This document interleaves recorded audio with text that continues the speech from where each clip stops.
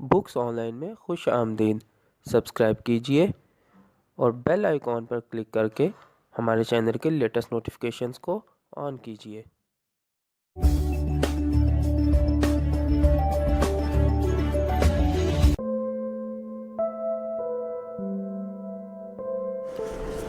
अऊज़ु बिल्लाहि मिनश शैतानिर रजीम।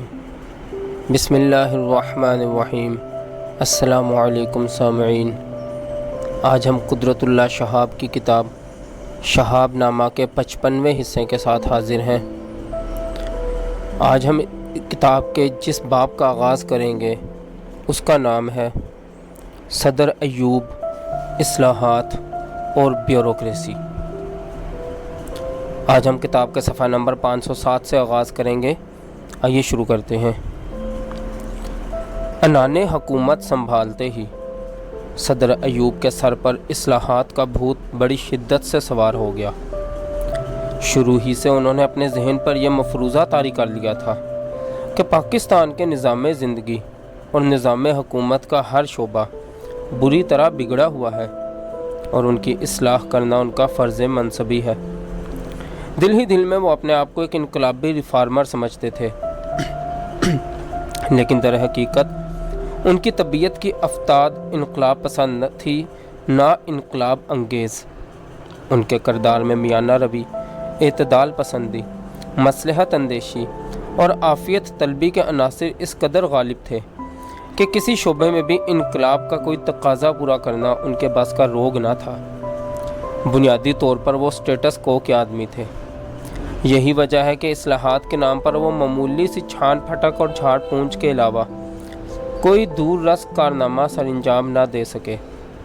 जैसे जैसे उनके ज़माने इक़्तिदार की रस्सी दराज होती गई, वैसे वैसे उनमें एहतियात पसंदी की एहतियाज शिद्दत से बढ़ती गई। साहिब इक़्तिदार अगर अपनी ज़ात के गिर्द खुद हिफाजती का हिसार खींच कर बैठ जाए तो उसकी इख्तराई, इज्तिहादी और तजदीदी क़ुव्वत सलब होकर उसे लकीर का फ़कीर बना देती है। खुद सलामती का बीज को कोनियाती ठहराव में जड़ पकड़ता है और तग़य्युर व तबद्दुल का ज़ेरो बम उसकी नशोनुमा को रास नहीं आता। यही वजह है कि इस्लाहात का इब्तदाई जोश व खरोश मलेरिया के बुखार की तरह बड़ी तेज़ी से चढ़ा और रफ्ता रफ्ता कहीं बिल्कुल उतर गया, कहीं मुज़मन होकर रगों पट्ठों में बैठ गया।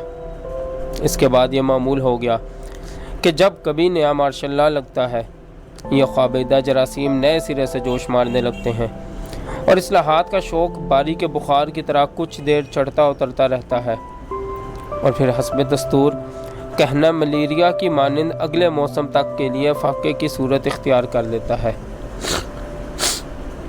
सदर अयूब का रुझान इस्लाहात की तरफ माइल लेकर हमारी फ़र्ज शनास नौकरशाही ने भी अपनी रवायती नब्ज़ शनासी का सबूत दिया और ब्यूरोक्रेसी के आला तबका ने आनन फानन इस्लाहात को ही अपना ओढ़ना बिछौना बना लिया।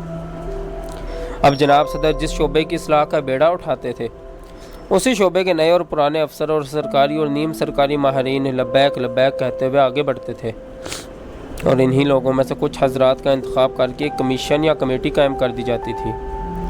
आम तौर पर ये लोग अपने अपने महकमाना तजुर्बों, तासुबात, रवायात, मुफादात और महरूमियों की दलदल में इस कदर धंसे हुए होते थे कि उनका जहन किसी नई रविश पर सोचने से सरासर कासिर था।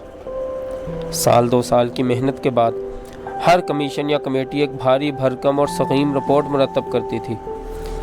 इस रिपोर्ट का एक नुस्खा पेशकशी सुनहरी हाशिए वाली खूबसूरत मोरक्को लेदर की जिल्द में सजाकर सदर अयूब के ख़ुसूसी तकरीब में बड़े तमतराक से पेश किया जाता था। दोनों जानिब से तारीफ़ व तौसीफ़, खैर सगाली और खुश कलामी का बड़ी फ़ियाज़ी से अवज़े मुआवजा होता था और फिर यह रिपोर्ट सीधी अपने ही महकमे में वापस चली जाती थी ताकि जिन जिन इस्लाहात की सिफारिश की गई है उन पर मज़ीद अमल दरामद शुरू किया जा सके। यह अमल इसी तरह का था जैसे बिल्ली को दूध की रखवाली पर बिठा दिया जाए। इस्लाहात की नाकामी हो या कोई दूसरा मंसूबा टूट फूट कर बिगड़ जाए, उसकी ज़िम्मेदारी हमेशा ब्यूरोक्रेसी ही के सर थोपी जाती है। सियासतदान अपनी कमज़ोरियों, कोताहियों और महरूमियों का इल्ज़ाम ब्यूरोक्रेसी पर ही लगाते हैं। मार्शल लॉ नाजिल हो तो सारे बिगाड़ की वजह ब्यूरोक्रेसी को ही गर्दाना जाता है। کبھی نوکرشاہی کی تطہیر کے لیے اسکریننگ کا عمل ظہور میں آتا ہے، کبھی تھوک کے بھاؤ ہزاروں ملازم بغیر کسی انکوائری کے برطرف کر دیے جاتے ہیں، کبھی بیوروکریسی کو راہ راست پر لانے والے افراد چھوٹے بڑے سرکاری ملازموں کی پتلونیں اتار کر انہیں درختوں پر سر کے بل ٹانگ دینے کی دھمکیاں سناتے ہیں۔ ایسے ماحول میں ہر بار نئے حکمران اپنے آپ کو اللہ کے مقرب فرشتے سمجھتے ہیں اور نوکرشاہی کے ہر فرد کو ابلیس کا ساتھی قرار دیا جاتا ہے۔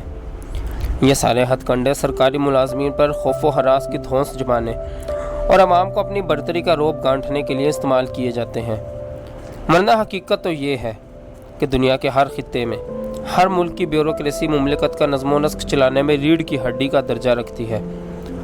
فرق صرف اتنا ہے کہ بیوروکریسی کبھی سول حکومت کی ہوتی ہے، کبھی فوج کی، کبھی سیاسی جماعتوں کی، کبھی کسی مخلوط محاذ کی، لیکن ہر صورت میں بیوروکریسی سے کوئی نظام سلطنت راہ فرار اختیار کرنے کی سکت نہیں رکھتا۔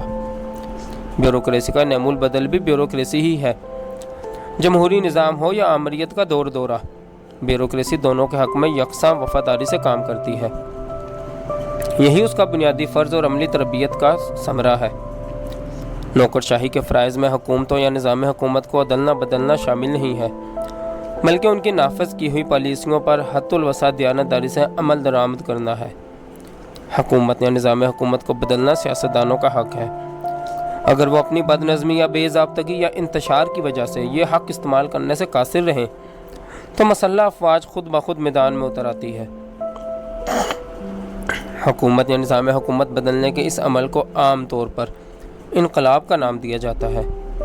یہ سراسر غلط ہی نہیں بلکہ لفظ انقلاب کی توہین بھی ہے، کیونکہ انقلاب ہمیشہ عوام الناس ہی لاتے ہیں۔ مثلا تحریک پاکستان ایک عوامی انقلاب تھا۔ اس کی کامیابی کے بعد وطن عزیز میں آج تک اور کوئی انقلاب برپا نہیں ہوا، صرف حکومتیں تبدیل ہوئی ہیں، کبھی سول کبھی فوجی۔ بیوروکریسی کو پالنا پوسنا فقط سول حکومتوں کی جارحداری نہیں، بلکہ ایک پیچ در پیچ عالمگیر دستور کی طرح یہ زندگی کے ہر شعبے میں جاری و ساری ہے۔ سول بیوروکریسی کسی تعارف کی محتاج نہیں، مسلح افواج میں ان کی اپنی بیوروکریسی چلتی ہے، عدلیہ کے نظام میں اس کی بیوروکریسی کا اپنا رنگ ہوتا ہے، سیاستدانوں کی جماعتوں میں ان کی اپنی بیوروکریسی رائج ہے، نیم سرکاری اداروں، بینکوں، بڑی صنعتوں، تجارتی کمپنیوں اور دیگر مینجمنٹ گروپوں میں بھی ان سب کی اپنی اپنی مخصوص بیوروکریسی کا راج ہے۔ سول بیوروکریسی کے علاوہ باقی سب بیوروکریسیاں پردہ نشین بیبیاں ہیں، اس لیے ان کا نام لینے کا رواج نہیں۔ البتہ سول بیوروکریسی کی نہ صرف تعداد بہت زیادہ ہے، بلکہ اس کا رابطہ عوام الناس سے بھی ہمہ وقت براہ راست رہتا ہے۔ باہمی خیر سگالی کا جذبہ کار فرما ہو تو اس رابطے سے خوشحالی اور امن و آشتی اور ترقی کے چشمے پھوٹتے ہیں۔ ٹکراؤ کی صورت میں چکماک کی رگڑ کی طرح اسی رابطے سے حسد اور بغض اور کشاکشی کی چنگاریاں چھوٹتی ہیں۔ رشوت خوری، بد دیانتی، بد اخلاقی، خویش پروری، اقربا نوازی اور ناانصافی کے جرائم کا ارتکاب ساری بیوروکریسی تو نہیں کرتی، لیکن کلنک کا ٹیکا اس کی اجتماعی پیشانی پر یکساں لگ جاتا ہے۔ سول بیوروکریسی کے جملہ خصائل پر تبصرہ کرنا جوئے شیر لانے سے کم نہیں، کیونکہ اس میں ہر رنگ ڈھنگ، ہر چلن اور ہر انداز کے افراد پھلتے پھولتے ہیں، لیکن ایک خصوصیت جو ان میں مشترک ہے یہ ہے کہ چھٹتی نہیں ہے، منہ سے یہ کافر لگی ہوئی ہے۔ بیوروکریسی کا نشہ ایسا نہیں جسے ترشی اتار دے، خاص طور پر جس بیوروکریٹ پر VIP کے 3 حروف پڑ جائیں، وہ دھوبی کے کتے کی طرح نہ گھر کا رہتا ہے نہ گھاٹ کا۔ یہ 3 حرف صرف سول بیوروکریسی کی ذات ہی نہیں بگاڑتے، بلکہ مسلح افواج، عدلیہ اور سیاسی بیوروکریسیوں پر بھی یکساں اثر انداز ہوتے ہیں۔ جس شخص کا قدم ایک بار VIP کی شاہراہ پر پڑ گیا، بعد میں وہ کسی عام راہ گزر پر گامزن ہونے سے بڑی حد تک نکارا ہو جاتا ہے۔ خاص طور پر ہوائی اڈوں کے VIP لاؤنج دیکھ کر یہی محسوس ہوتا ہے کہ کوڑیوں کے لیے ایک الگ احاطہ قائم کیا گیا ہے، جس میں وہ باقی مخلوق کی نظروں سے پوشیدہ رکھے جا سکیں۔ سربراہان مملکت اور غیر ملکی کابرین کے لیے VIP لاؤنج استعمال کرنا تو واجب اور مناسب ہے، لیکن اپنے وطن کے وزیروں، سفیروں اور اعلیٰ افسروں کو اپنے ہی ہم وطن عوام سے کاٹ کر چھوت چھات کے مریضوں کی طرح خصوصی لاؤنج میں محبوس کرنا باعث شرم ہے۔ اگر یہ حضرات بھی عام لاؤنجوں سے گزرے تو لازم نہیں کہ عوام الناس کے دوش بدوش چل کر ان کی ناک کٹ جائے گی۔ البتہ وی آئی پی کا لبادہ اوڑھ کر ان کے دماغ کا ٹیڑھا ہو جانا زیادہ قرین قیاس ہے۔ وی آئی پی کو برہمن اور عوام کو شودر کا درجہ دینا اسلامی اخوت اور مساوات کے تقاضوں کی تذلیل کے مترادف ہے۔ میں نے اپنی 30 سالہ ملازمت کے دوران وی آئی پی لاؤنج فقط چند بار استعمال کیا ہے، وہ بھی کبھی اپنے پی اے کا دل رکھنے کے لیے اور کبھی اپنے پرائیویٹ سیکٹری کے روب میں آ کر۔ اسی طرح کے دباؤ میں آ کر ایک بار میں کراچی کے وی آئی پی لاؤنج میں جا بیٹھا، لیکن لاؤنج کے پروٹوکول افسر کو میری ذات میں وی آئی پی کی کوئی خصوصیت نظر نہ آئی۔ وہ جھپٹ کر میرے پاس آیا اور رشک و شبوں سے لبریز لہجے میں پوچھنے لگا، کیا آپ وی آئی پی ہیں؟ میں نے شرارتاً کہا، وہ کیا بلا ہے؟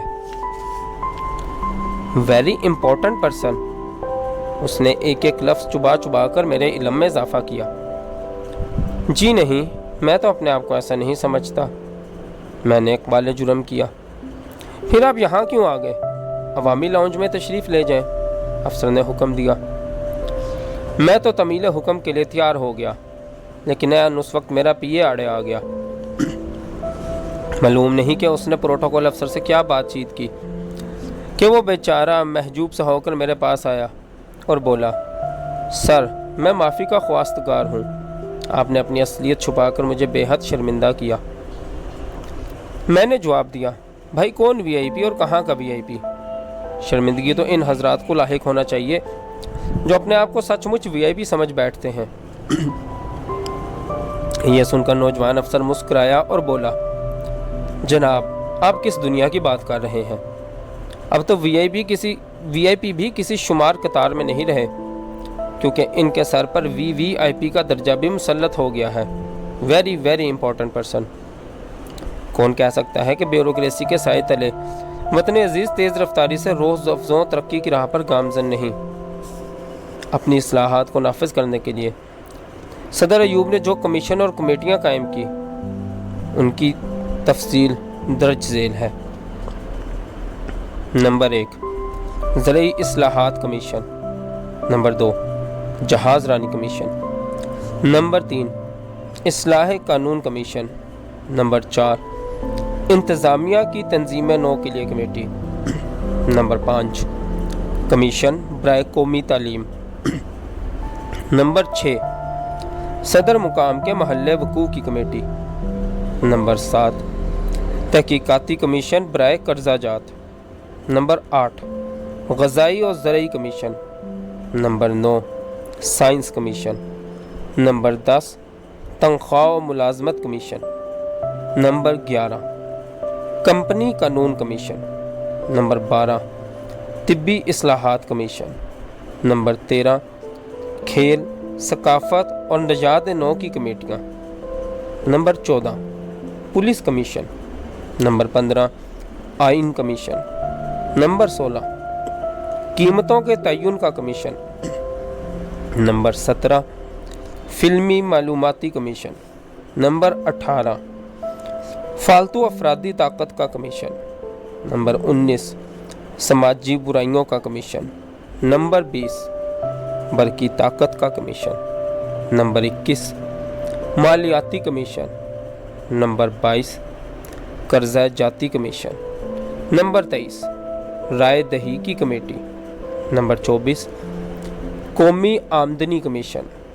نمبر 25، قومی مالیاتی کمیشن۔